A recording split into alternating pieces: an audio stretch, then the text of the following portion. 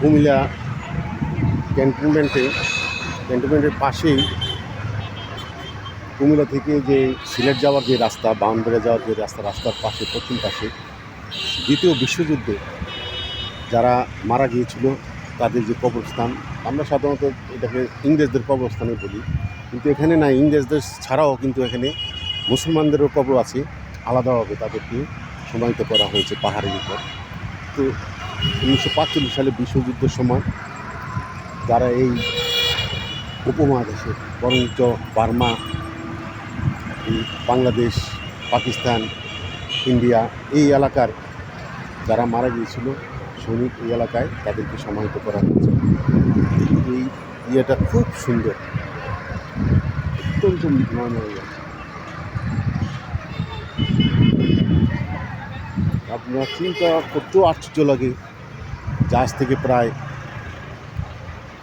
80 বছর পূর্বে দ্বিতীয় বিশ্বযুদ্ধ, তখন তাদেরকে সমাহিত করে এত সুন্দরভাবে এগুলা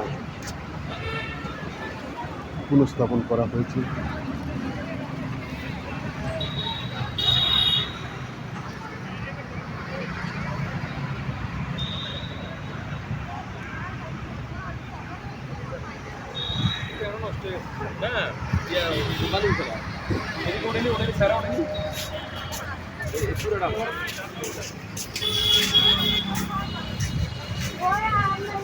আমি সংক্ষেপে বলার চেষ্টা করব যে এখানে যাদের সমাহিত করা হয়েছে, এখানে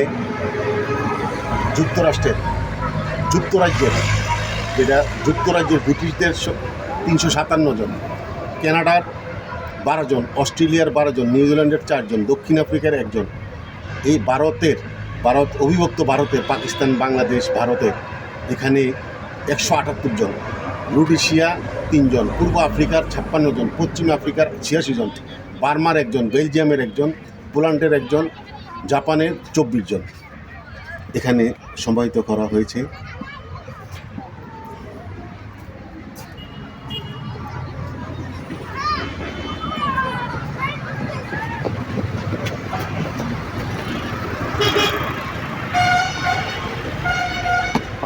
প্রতিদিন দেশের বিভিন্ন প্রান্ত থেকে স্কুলের ছেলেমেয়েরা, এমনি মানুষের সাধারণত পাবলিক পিকনিক করার জন্য বা বিভিন্ন দেখার জন্য শিক্ষা সফরে আসে।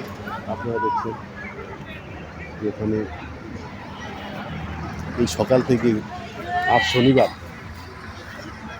সকাল থেকে প্রচুর দর্শক।